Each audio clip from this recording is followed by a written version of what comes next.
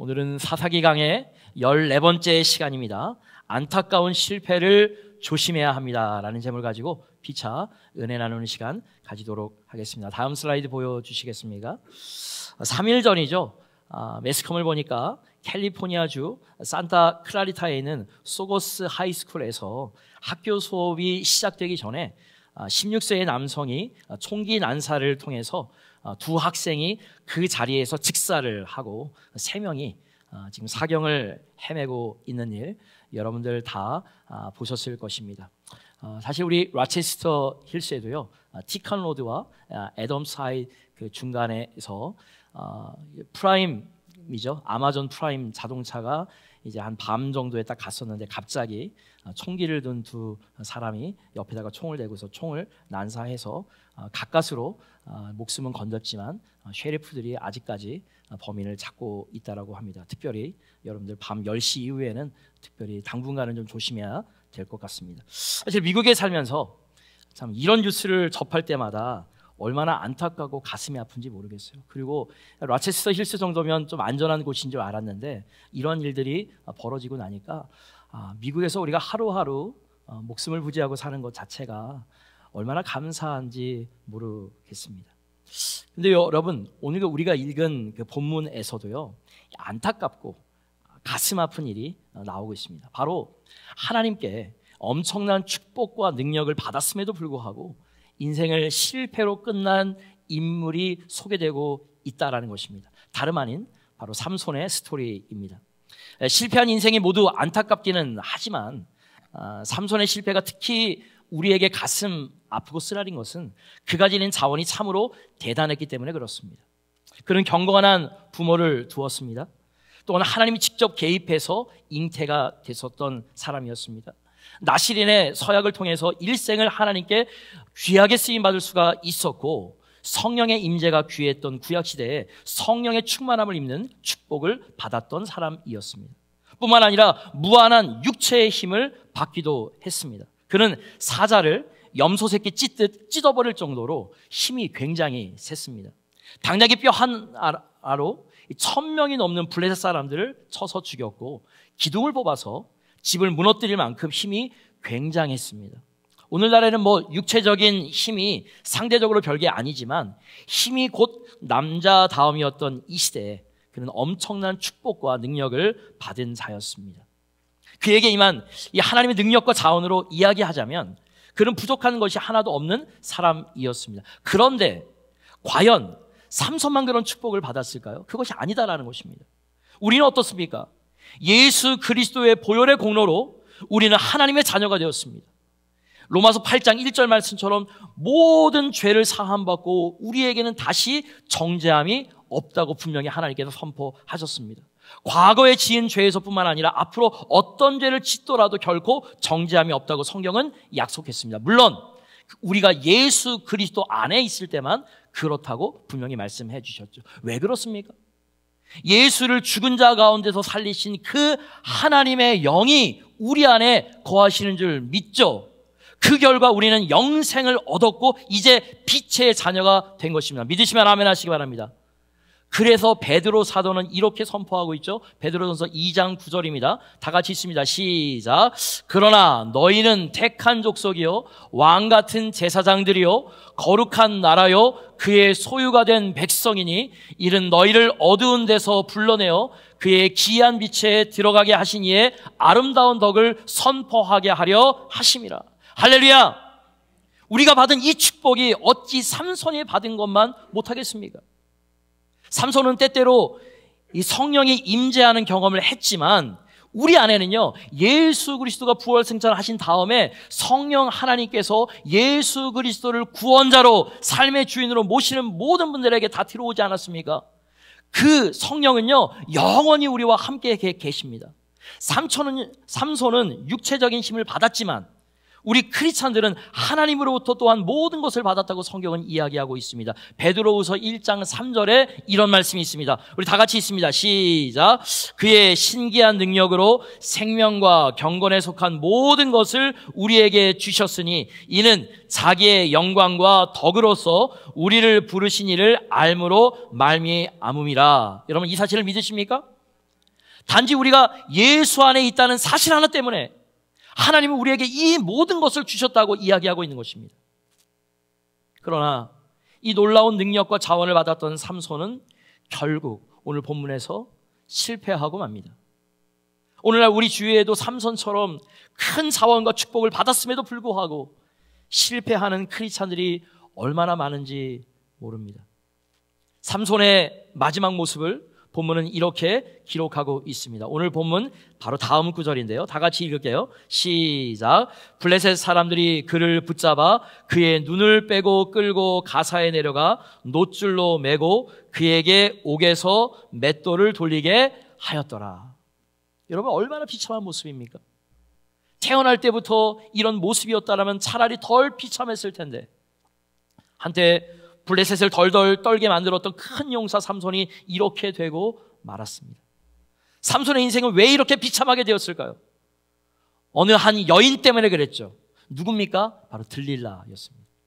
그러나 들릴라는요, 이 텍스트를 보면 마지막 결과일 뿐 그 전에 삼손의 일생을 실패로 이끈 다른 원인이 있었다라고 성경은 증언해주고 있습니다. 들릴라와 관계된 삼손의 이야기는 이렇게 시작이 됩니다. 오늘 16장 4절 우리 다 같이 한번 읽습니다. 시작. 이후에 삼손이 소래 골짜기에 들릴라라 하는 사랑하며, 여러분 특별히 제가 빨간색으로도 마크를 좀 해놨지만 이후에라고 하는 단어를 주목해 보시기 바랍니다. 무슨 말일까요? 이후에, 처음이 아니다라는 것입니다. 삼손이 들릴라를 사랑하게 된 것은 처음 있었던 일이 아니다라는 것입니다. 다시 말하면 들릴라를 사랑하기 전부터 이와 비슷한 일들을 행했다라는 것입니다. 무슨 일일까? 그 대답이 16장 1절에서 명확하게 나오고 있습니다. 다 같이 우리 읽겠습니다. 시작. 삼손이 가사에 가서 거기서 한 기생을 보고 그에게로 들어갔더니, 아주 짧고도 평범한 센텐스죠. 문장이죠. 어떤 판단도 내리지 않고 삼손이 가사에 가서 한 기생을 찾아갔다는 사실을 담담하게 서술하고 있습니다. 하나님의 약속을 받은 나실인, 하나님의 능력이 함께했던 사사 삼손이 기생과 동침한 사건을 성경은 왜 이렇게 밋밋하게 말하고 있을까요? 하나님의 사람 삼손이 기생과 동침한 것이 별일 아니기 때문일까요? 당시에는 남자들이 창녀들과 잠자기를 같이 하는 것이 관습이었기 때문이었을까요? 그것이 아니다라는 것입니다. 성경이 이 중요한 사건을 단순한 서술로 표현한 것은 그것을 통해 오히려 한 가지 일을 지적하기 위해서입니다. 그 기생을 찾아가는 일이 삼손의 삶이 이미 습관화되어 있었다라는 것입니다. 어쩌다가 찾아간 것이 아니었습니다. 16장 1절, 삼손이 가사에 가서 거기서 한 기생을 보고 그에게로 들어갔더니, 이거를 히브리어 원문을 보면 이것이 습관적인 일임을 알 수가 있습니다. 무슨 말이에요? 이것이 삼손의 감춰진 생활이라는 것입니다. 삼손은 지금까지 승승장구해왔고 누구도 흉내내지 못할 힘으로 블레셋을 물리쳐서 20년 동안이나 이스라엘을 다스린 사사였습니다. 사람들이 얼마나 그를 부러워했겠습니까? 그는 성공한 사람이었습니다. 부와 지위와 명예와 인기에 있어서 그를 따를 자가 없었더랬습니다. 그러나 성공의 이면에는 아무도 모르는 어두움이 그에게 있었다라는 것을 오늘 성경은 보여주는 것입니다. 무엇입니까?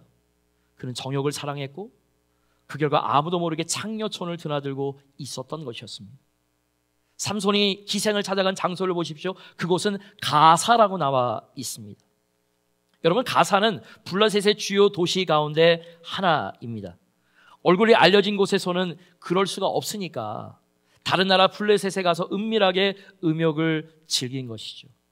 삼손은 이렇게 율라가에 드나들다가 들릴라를 만나게 되었고요. 그 결과는 자기 파멸이었습니다.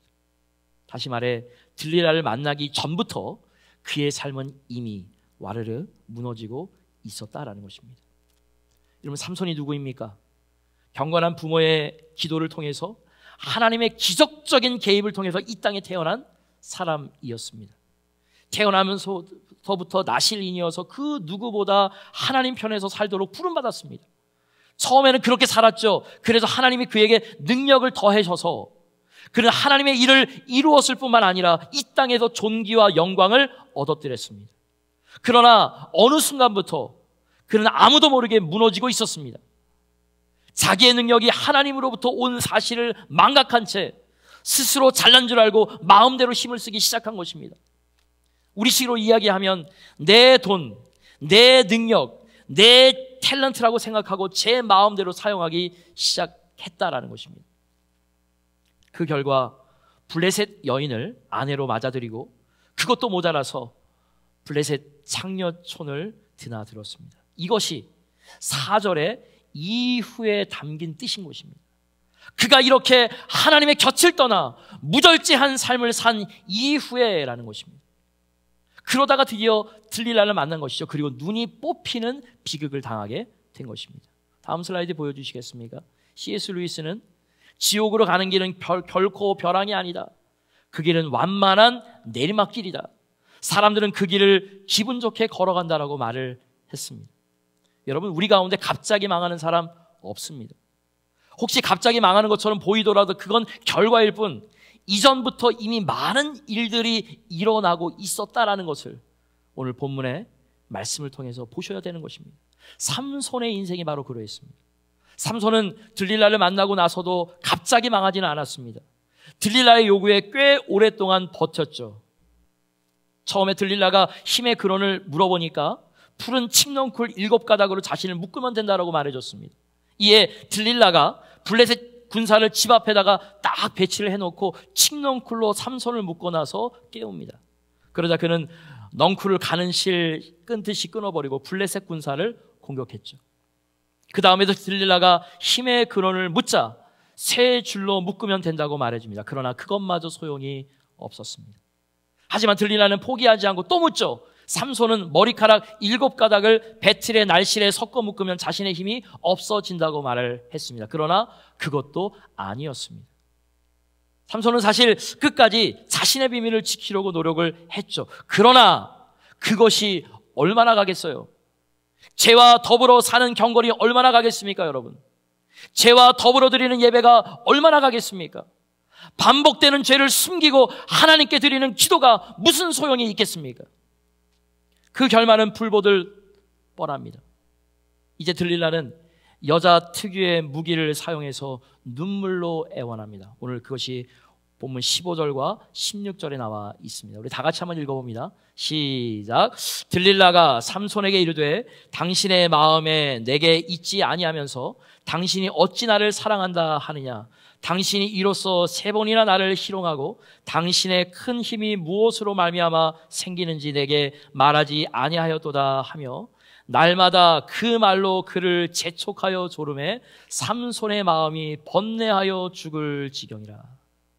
여러분, 날마다 졸라대는 것을 당해본 사람은 이 심정을 알 것입니다. 근데 오늘 16절 말씀을 딱 가만히 보세요. 그냥 졸라도 힘들 텐데 울면서 졸으니까 죽을 맛이었을 것입니다. 마침내 삼손은 어떻게 얘기합니까? 하나님의 비밀을 이방 여인에게 다 말하고 맙니다. 여러분 아시는 내용처럼 들릴라는 삼손에게 술을 먹인 후에 그의 머리를 깎아버리죠. 그러자 삼손에게서 힘이 떠나갑니다.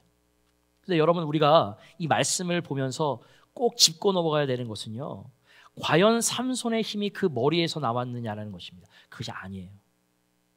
들릴라가 삼손의 머리를 민 순간 하나님이 삼손의 곁을 떠나간 것입니다. 그래서 삼손의 스토리에서 오늘 보면 20절이 가장 슬픈 새드 스토리입니다. 우리 20절 말씀 우리 다 같이 있습니다. 시작. 들릴라가 이르되 삼손이여 블레셋 사람이 당신에게 들이닥쳤느니라 하니 삼손이 잠을 깨며 이르기를 내가 전과 같이 나가서 몸을 떨치리라 하였으나 여호와께서 이미 자기를 떠나신 줄을 깨닫지 못하였더라. 여러분, 삼손이 눈을 뽑히는 장면보다 이 장면이 더 슬픈 장면이에요. 여호와께서 이미 자기를 떠나신 줄을 깨닫지 못하였더라. 모든 힘의 근원이 하나님이신데 마치 자기에게 힘이 있었던 것으로 착각한 삼손의 모습을 보시기 바랍니다. 하나님이 그의 방탕과 경건치 못함을 보다 못해 떠나버리셨는데도 여러분 맨 마지막 절 보세요. 그 사실조차 깨닫지 못하니 그 얼마나 불쌍한 모습입니까? 여러분, 이 말씀이 중요한 이유는 뭔지 아세요? 그런 삼손이 바로 저와 여러분들의 모습일 수 있다는 것입니다. 예수 그리스도로 말미암아 삼손보다 더한 능력과 자원을 받은 우리도 이와 같이 비참한 실패를 맛볼 수가 있는 것이에요. 아무리 구원받고 성령 하나님께서 우리 안에 계시더라도 계속해서 불순종하면서 산다라면 어떻게 될지 성경은 말해줍니다. 로마서 8장 13절입니다. 다 같이 있습니다. 시작. 너희가 육신대로 살면 반드시 죽을 것이로되 영으로서 몸의 행실을 죽이면 살리니. 이 말씀을 로마서 8장 전체 컨텍스트로 바라보면 이 말씀은 구원을 읽는다는 말이 아니에요. 그러나 이 땅에서 하나님의 능력을 잃어버린 채 비참한 인생을 살아갈 수 있다라는 내용을 포함하고 있습니다. 자, 그렇다면 질문입니다. 어떻게 해야 우리가 인생을 살아가면서 안타까운 실패를 맞지 않을 수가 있을까요? 어떻게 살아가야 삼손처럼 비참한 최후를 맞지 않고 하나님께 우리의 남은 삶을 올려드릴 수가 있을까요? 간단하게 세 가지 살펴보면서 영적인 교훈을 얻고자 합니다. 첫 번째로 크게 따라해 보시기 바랍니다. 반복되는 죄에서 벗어나라. 여러분, 삼손처럼 안타까운 실패를 맺고 싶지 않으면 먼저 반복되는 죄에서 벗어나야 합니다. 그 누구의 삶도 하루아침에 망하는 법은 없습니다. 은밀하게 숨어있던 죄, 드러나지는 않지만 반복되어 오던 죄로 인해 삼손은 와르르 무너졌습니다. 우리에게도 그러한 죄가 있을 수가 있습니다. 여러분, 낚시를 해보면요, 물고기마다 좋아하는 낚싯밥이 다 다르다고 합니다. 물고기에게 맞는 낚싯밥을 모르면 원하는 물고기를 잡을 수가 없다라고 해요. 근데 이걸 보면서 우리 역시 끌리는 것이 사람마다 다 다르다는 것을 여러분 다 알 것입니다. 어떤 사람은 정욕에 끌리고 정욕에 무너집니다. 어떤 사람은 돈에 끌려다니고 돈 때문에 무너집니다. 어떤 사람은 방탕에 끌려다니고 방탕 때문에 무너지는 것입니다. 어떤 사람은 술에 끌려다니고 술 때문에 인생이 망하는 것입니다. 어떤 사람은 다른 사람들이 하는 말에 끌려다니고 그 다른 사람의 말 때문에 무너지는 것입니다. 그것이 무엇이든지 멀리하시길 주의 이름으로 권면합니다. 삼손처럼 파국을 맞고 싶지 않다라면, 하나님이 주신 자원과 축복으로 이 땅에서 열매 맺기를 원하신다라면 여러분의 삶에서 반복되고 있는 죄악을 당장에 끊어버리시길 주의 이름으로 선포합니다. 하루아침에 끊지 못할 수도 있어요. 혼자 힘으로 되지 않을 수 있어요. 그렇다면 성령님께 도움을 구하시길 주의 이름으로 축원합니다. 솔직하게 죄를 자복하고 간구하십시오. 그러면 하나님께서 우리를 불쌍히 여겨주셔서 정결하게 신실하게 성화의 삶으로 한 걸음 더 가게끔 지켜주실 줄 믿으시기 바랍니다. 두 번째로, 우리가 안타까운 실패를 피하고 하나님께서 원하시는 신실한 삶 살아가기 위해서 크게 따라해 보시기 바랍니다. 영적인 친구를 가까이 하라. 이 말을 다른 말로 이야기하잖아요. 약간 역설적으로 이야기하면 조심해서 친구를 선택해야 한다라는 말도 되는 것입니다. 이 삼손 스토리에서 놀라운 것은요, 제가 들릴라 이야기를 했는데 들릴라가 삼손을 3번씩이나 해치려고 했음에도 불구하고 삼손이 계속해서 그녀를 찾아갔다라는 것입니다. 자, 인간적으로도 생각해보면 들릴라에게 그만한 매력이 있었던 모양인 것 같아요. 목숨을 걸 만큼 매력적인 무엇인가 있었으니까 그렇게 계속적으로 줄기차게 찾아가죠. 사실 3번이나 속았다라면 거기서 그쳤어야만 했습니다. 처음에는 몰랐어도 나중에는 어떤 여인인 줄 알았겠죠. 들릴라는 거짓말 선수요, 그를 진심으로 사랑하는 여자가 아니었습니다. 그럼에도 삼손은 계속해서 그녀를 찾아갔고 결국 파국을 맞이합니다. 우리도 그렇습니다. 야, 이러다가 망하는 거 아니야? 이러다가 하나님이 떠나시지 하면서도 죄를 끊지 못하는 경우가 얼마나 많이 있습니까? 여러분들의 관계는 어떻습니까? 영적으로 파국을 맞는 사람들을 자세히 관찰해 보면 한 가지 특징이 있습니다. 주위에 영적으로 성숙한 사람이 하나도 없다라는 것입니다. 그렇다면 여러분은 지금 누구와 깊은 교제를 나누고 계십니까? 여러분이 교제하는 가운데 진정으로 하나님을 사랑하시는 사람이 있습니까? 기도의 능력을 소유한 사람이 있으십니까? 부정적인 말, 힘든 말 할 때 긍정적인 말, 인커레지 주는 말을 해주는 사람이 과연 옆에 있으십니까? 아니, 여러분들이 그들에게 정말로 선한 영향을 받고 계십니까? 아니면 세속적이고 정욕을 따르는 사람들과 만나고 있지는 않습니까? 최고의 용사 삼손이 한 여인을 끊지 못하고 만나다가 무너진 사실을 다시 한번 영적으로 주목하시기 바랍니다. 그래서 교제가 굉장히 중요한 것입니다. 저같이 설교하는 사람은 다른 교회에 가면요, 5분 내에 그 교회의 영적 분위기를 파악할 수가 있습니다. 딱딱한 시멘트처럼 말씀이 부딪혀서 튀어나오는 교회가 있는가 하면 반대로 말씀을 스펀지처럼 빨아들이는 교회가 있습니다. 놀랍게도 같은 시간 같은 공간에서도 청중의 반응에 따라 영적인 분위기가 달라지는 것 여러분 아십니까? 말씀에 마음이 열려있는 사람들이 많이 앉아있는 부분에는 영적인 힘이 전해져요. 그걸 느껴요. 하지만 죄송한 이야기지만 졸거나 무관심한 사람들이 많은 부분에는 심령이 꽉 닫혀버리는 경우도 많이 경험합니다. 왜 그런지 아십니까? 우리가 영적인 존재라서 그래요. 그러므로 어떤 사람과 지내느냐에 따라 여러분들의 영이 살고 죽는 영향을 받는다는 사실, 여러분 그것을 꼭 명심하시기 바랍니다. 그러므로 사랑하는 성도 여러분, 정말 인생을 꽃피우길 원한다면 영적인 친구를 가까이 두십시오. 영적인 멘토를 가까이 두십시오.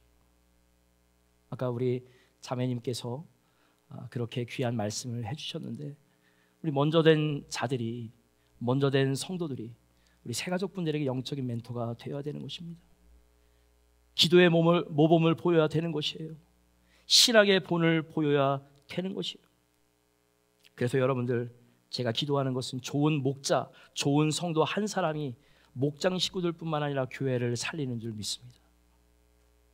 특별히 세 번째 주에는 목장 모임 하잖아요. 목장 모임 할 때는 부족한 영적 지도자, 이 부족한 종을 위해서 여러분들이 좀 기도해 주시기 바랍니다. 말씀 강단에서 내려가면 저도 인간이잖아요. 저를 위해서 기도해 주세요. 그리고 여러분들의 목자, 그분들을 위해서 열심히 기도해 주세요. 우리 목자분들 늘 여러분들을 위해서 기도하지 않습니까? 늘 여러분들 챙기지 않습니까? 부서장들, 리더들 늘 챙기지 않습니까? 이분들을 위해서 함께 기도해주고 함께 사랑을 나눌 때 우리 교회는 더욱더 영적인 교제를 나누면서 성장하게 될 줄 믿습니다. 이런 면에서 주위에 영적인 친구 하나 두지 않고 날마다 세상적인 사람만 만나면서 영적인 삶을 산다라는 것은, 우리의 믿음을 성숙시켜 간다라는 것은 불가능한 것입니다. 마지막 세 번째로, 여러분 크게 따라해 보시기 바랍니다. 하나님과 친밀한 관계를 가지라. 여러분, 죄를 짓지 않는 것도 중요하지만 더욱 중요한 것은 매일 하나님과의 관계를 돈독하게 하는 것이 너무나도 중요한 것입니다. 여러분, 어둠을 물리치는 가장 좋은 방법은요, 요한 1서에 나오는 것처럼 빛 가운데로 나아가는 것입니다. 그럴 때 어두움은 저절로 물러가게 되는 줄 믿으시기 바랍니다. 어두움은요, 쫓아내려고 노력할 필요가 없어요. 그냥 빛 가운데로 나아가기만 하면 되는 것이에요. 그렇다면 여러분들이 어떻게 빛 가운데로 갈 수 있을까요? 무엇보다도 예배를 회복하시길 주의 이름으로 축원합니다. 여러분들은 일주일에 한 번 드리는 예배를 어떻게 준비하고 계십니까? 저는 설교 준비에만 수많은 시간을 드립니다. 주말이 되면 엉덩이가 짓무르고 영적으로 굉장히 민감해집니다. 그러면 누가 가장 은혜를 받을까요? 제가 받아요. 어떻게 살아계신 하나님의 말씀에 확신이 없으면서 제가 말씀을 전할까요? 그러면 제가 거짓말하는 거잖아요. 근데 여러분들이 똑같이 준비하고 나와서 아멘으로 받아들이면 그 말씀이 여러분 삶 가운데 역사하는 줄 믿으시면 아멘 하시기 바랍니다. 그거예요. 바로 그거예요. 또한 기도하는 훈련을 하셔야 되는 것입니다. 어렵잖아요. 힘들잖아요. 그래도 기도하셔야 되는 거예요. 그리고 성경이 무엇입니까? 살아계신 하나님의 말씀이잖아요. 그럼 정기적으로 읽어야 되는 거 아니에요? 어렵잖아요. 힘들잖아요. 그래도 묵상하셔야죠. 큐티하셔야죠. 또한 그리스도의 몸인 교회에 성실한 지체가 되셔야죠. 주님은 에베소서에서 교회를 그리스도의 몸에 비유했습니다. 우리 몸 중에 손가락 하나가 일을 안 해보십시오. 손가락에 피가 공급되지 않는다고 생각해 보십시오. 손가락만 상합니까? 온몸이 상하는 것입니다. 온몸이 터지는 것입니다.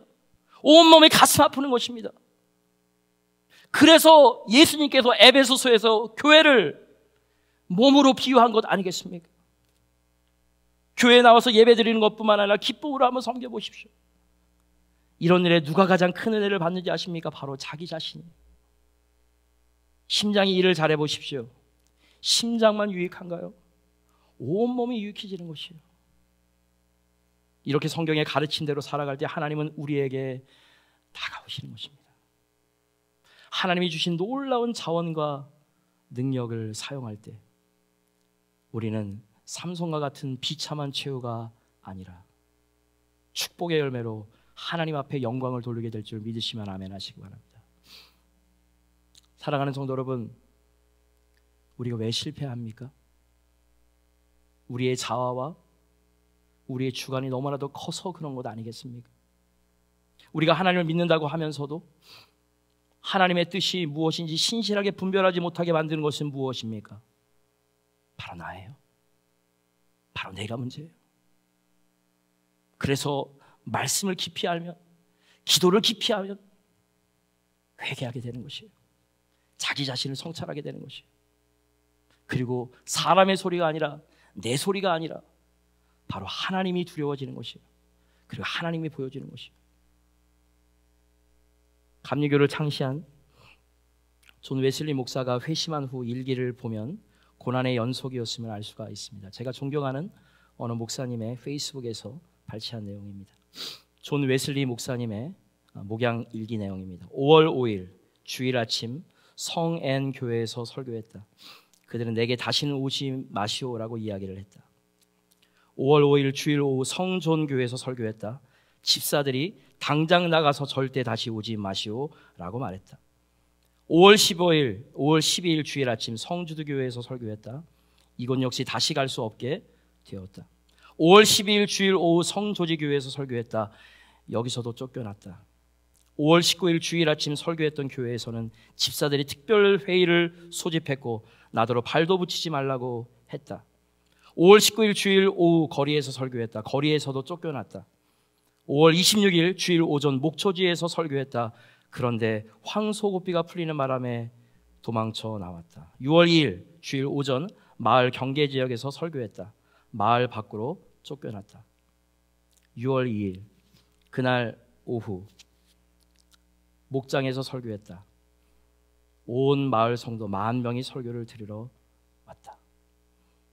존 웨슬리 목사님께서는 실패의 길을 자초하면서 걸었습니다. 그의 설교는 2시간, 3시간 동안 회개를 촉구하는 선지자적인 메시지라는 것들, 여러분 그의 책과 그런 설교를 보면 많이 아실 것입니다. 그는 그의 설교가, 그의 말씀이 교회에서 성도들에게서 배척받을 것을 알았지만 주님은 기뻐하심을 알았기 때문에 하나님의 말씀을 끝까지 선포했습니다. 예수님께서 오병이어의 기적을 행하셨을 때 처음에 빌립은 계산만 하고 아무 일도 하지 않았습니다. 한번 생각해 보십시오. 인간적으로는 보면 어차피 안 될 일을 어떻게 합니까? 수만 명이 지금 있는데 아무것도 없는데. 그러나 안드레는요, 주님께서 하신 말씀, 한 아이의 도시락, 물고기 2마리와 보리떡 5개를 가지고 왔죠. 안드레도 그것이 쓸데없는 일인지 알면서도 안타까운 마음으로 주님께 가지고 나온 것입니다. 근데 여러분 꼭 명심하세요. 주님은 빌립을 통해서 역사하지 않고 안드레를 통해서 역사하신 것을 여러분 주목하시기 바랍니다. 사랑하는 성도 여러분, 삼손의 스토리에서 우리가 주목해야 되는 것은 무엇인지 아십니까? 우리가 신앙생활하다가, 우리가 믿음 생활을 하다가 실패하는 이유는 본문에서 본 것과 같이 사람을 통해서, 우리의 정욕을 통해서 객관적으로 하나님을 바라보지 못하게 되는 것이기 때문에 그렇습니다.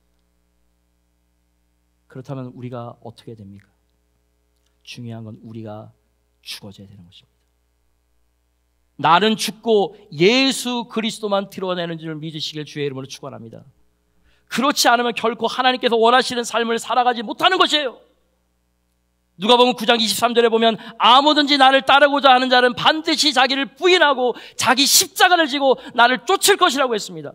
자기를 부인하지 않으면, 예수님께서 그 어려운 십자가, 그 고난의 십자가, 그거를 지지 못해요. 더욱더 그를 따라가지는 못해요. 다 허다한 무리가 되는 것이에요. 그러나 자기가 죽으면 예수님이 보이는 것이에요. 하나님의 말씀이 보이시는 것이에요. 성령 하나님의 은혜가 보이는 줄 믿으시면 아멘 하시기 바랍니다. 내가 죽어야 되는 것이에요.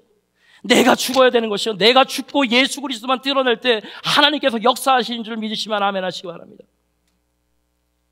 그래서 제가 항상 새로운 삶 하면서 첫 번째 시간에 마지막으로 가르치는 말씀이 이 말씀입니다. 갈라디아서 2장 20절 말씀. 우리 다 같이 읽도록 하겠습니다. 시작. 내가 그리스도와 함께 십자가에 못 박혔나니 그런즉 이제는 내가 사는 것이 아니요 오직 내 안에 그리스도께서 사시는 것이라. 이제 내가 육체 가운데 사는 것은 나를 사랑하사 나를 위하여 자기 자신을 버리신 하나님의 아들을 믿는 믿음 안에서 사는 것이라. 믿으시면 아멘 하시기 바랍니다. 저도 제가 다 죽지 못했습니다. 저도 십자가에다가 못 박을 제 정욕과 제 이기심과 그 모난 부분 너무나도 많이 있어요. 그런데 맨날 죽어야 되는 것이에요. 여러분들도 마찬가지예요. 우리는 죽고 예수 그리스도만 드러냅시다. 그러면 하나님께서 역사하시는 것이에요. 그러나 내가 죽지 않으면 사람이 보여요. 다른 사람들의 소리가 들려요. 돈이 보이는 것이에요. 다른 패러다임이 보이는 것이에요. 여러분, 우리 죽읍시다. 예수님과 함께 죽읍시다.